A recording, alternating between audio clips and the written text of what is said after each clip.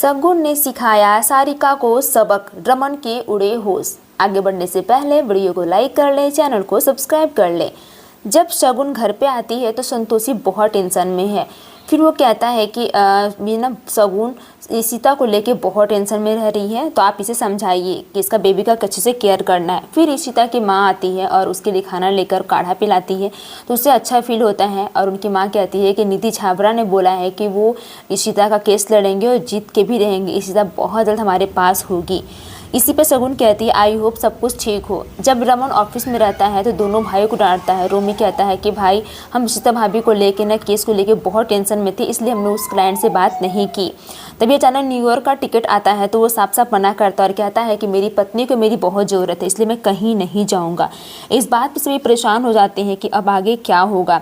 तभी यहाँ पे जेल में वो जो औरत होती है जो ईशिता को मारने की कोशिश करती है, वो उससे कहती है कि तुमने मुझे क्यों बचाया और तुम इतनी अच्छी क्यों हो, ये दुनिया मतलबी है। तो कहती है कि अगर मैं उस दिन आपको उस जेल से बोल देती तो क्या फ़ायदा होता।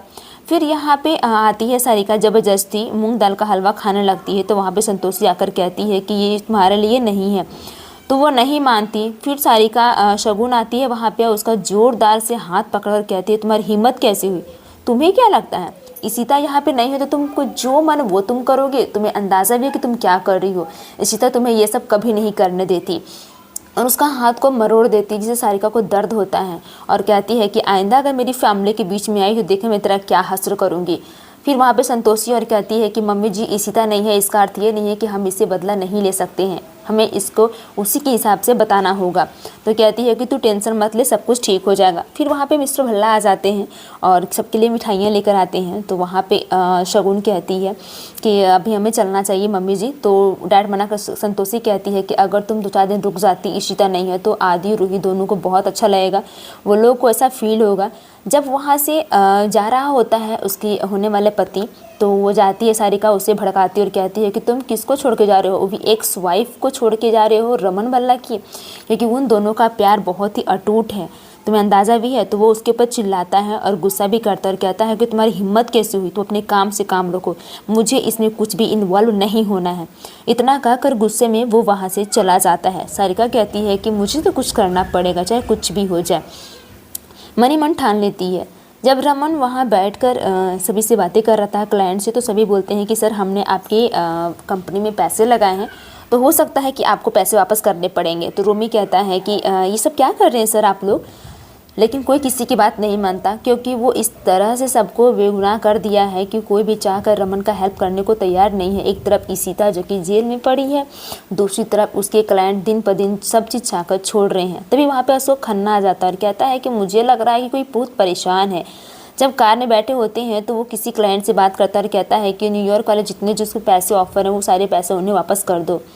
जब ईशिता एक लेडीज़ वहाँ बैठी हुई रहती है तो बहुत टेंशन में रहती है, उसकी आंख से आंसू आ रहा होता है। तो कहती है कि आप क्यों रो रही हैं इतना। तो ये कहती है कि मैं कभी जेल से बाहर जा ही नहीं पाऊँगी, मेरे घर वाले तो अब तक मिलने भी नहीं आते हैं, उन्होंने मेरा साथ छोड़ दिया है, क्योंकि मैंने अपने बचाव में नहीं बल्कि अपने फैमिली को बचाने के चक्कर में मैंने उसका कत्ल कर दिया था, जिस वजह से वो मुझे ऐसा करने पर तुले हुए हैं। दूसरी तरफ जब रमन परेशान रहता है तो शगुन वहाँ पे आती है और कहती है कि रमन तुम बहुत परेशान हो ईशिता को लेकर, सब कुछ ठीक होगा, तुम इतना परेशान क्यों हो। जब उसे सांत्वना दे रही होती है तो सारिका वहाँ पर आती है और उन दोनों को साथ में देखकर एक छोटी सी पिक्चर क्लिप करती है ताकि वो उसके होने वाले पति के पास भेज सके और शगुन को उस घर से रफा दफा कर सके। वो इसी फिराक में रहती है। रमन मान जाता है और ईशिता शगुन समझाती है उसे, तो वो कहता है, इधर सारिका कहती है कि अब मेरा काम हो गया, अब देखते हैं आगे क्या होने वाला है। पर वो एक दोस्त के नाते ऐसा कर रही थी, उसे एहसास नहीं था कि वो इतना कुछ करेगा। फिर यहाँ पे रमन शगुन से बात करते, फिर वहाँ पे सारिका कहती है कि अब मेरा काम होगा। फिर उसके बॉयफ्रेंड के पास वो पिक्चर्स भेजता है तो उसे बहुत ही गुस्सा आ जाता है और वो कहता है कि सच में ये कह रही थी और ये फ़ोटो ऐसे क्योंकि उसकी पहली पत्नी हो चुकी है तो हो सकता है कि ऐसा होगा। उस गुस्से में रहता है और गुस्से में वो शगुन के पास फ़ोन करता है। तो वो सारिका से बात करता है और कहता है कि तुम्हारी हिम्मत कैसे हुई ये सब चीज़ बोलने की, और ना ही मुझे इसमें कोई इंटरेस्ट है, सो प्लीज़ अब तुम फ़ोन मत करना, इतना कहता है। दूसरी तरफ ईशिता रहती है जेल में और वो कुछ लकड़ी से कुछ बना रही होती है और अपने फैमिली वालों से। तभी वहाँ पे एक लेडीज़ आती है और उसकी हेल्प करती है। तो कहती है कि तुम मेरी इतनी हेल्प क्यों कर रही हो। दूसरी तरफ निधि झाबड़ा रमन से बात करती है और रमन से कुछ ऐसे चीज़ें पूछती है जिससे कि उसके सुराग मिल पाए कि वाकई में आखिर बात क्या है। रमन गुस्सा हो जाता है। निधि झाबड़ा कहती है कि मुझे कोई ऑप्शन नहीं था। फिर वहाँ पे बुलाने वाली होती है किसी और को, क्योंकि वो चाहता है कि वो बहुत जल्द इस केस को रफा दफा कर दे। और रमन कहता है कि अगर आपको कुछ और चाहिए तो प्लीज़ मुझे बता दीजिएगा, क्योंकि मुझे आप में कोई इंटरेस्ट वैसे भी नहीं है। इतना कह के निधि झाबड़ा रमन वहाँ से चला जाता है। निधि झाबड़ा सोचने लगती है। दूसरी तरफ जब शगुन वहाँ बैठकर कुछ आराम और रेस्ट कर रही होती है तो वहाँ पे आता है उसका होने वाला पति और कहता है कि सब कुछ ठीक है ना, तुम इतना ऐसा टेंशन क्यों कर रहे हो। वहीं पे खड़ी पानी उनी पी रही होती है सारिका। उसे लगता है कि अब बवाल होगा और उसका होने वाला पति उसको यहाँ से लेके चला जाएगा। तो शगुन कहती है कि तुम ऐसा रिएक्ट क्यों कर रहे हो जैसे कि मैं तुम्हें पहली बार मिल रही हूँ। तो सारिका कहती है कि अब लगा है आग, देखते हैं क्या होता है। इधर इशिता वहाँ पे सब काम कर रही होती है तो वहाँ की जिला ऑनर आती है और कहती है कि सबको अपने अपने ये कार्य करने हैं, वरना सबको कुछ ना कुछ जरूर यहाँ पे पनिशमेंट मिलेगा डंडे से। तो वहाँ पे वो लेडीज़ आती है और कहती है कि नहीं नहीं, इसकी कोई गलती नहीं है, ये सारी गलती मेरे से हो गई है, तो आप प्लीज़ आप उन्हें मत मारो। वो जो वहाँ की ऑनर होती है वो सबको खड़ा करके एक एक करके सबको पनिशमेंट देती है और चेक करती है कहीं कोई दिक्कत तो नहीं है। दूसरी तरफ जब अक्का परेशान रहती है बिंदु, तो वो उसकी फ्रेंड शराब पी रही होती है, वहाँ से भाग जाती है और घर में आके शराब ढूंढने शुरू करती है। तो वो अपने अतीत से बात करती है जहाँ पता चलता है कि उसको भी शराब पीने की लत हो चुकी है। वो बहुत परेशान हो जाती है।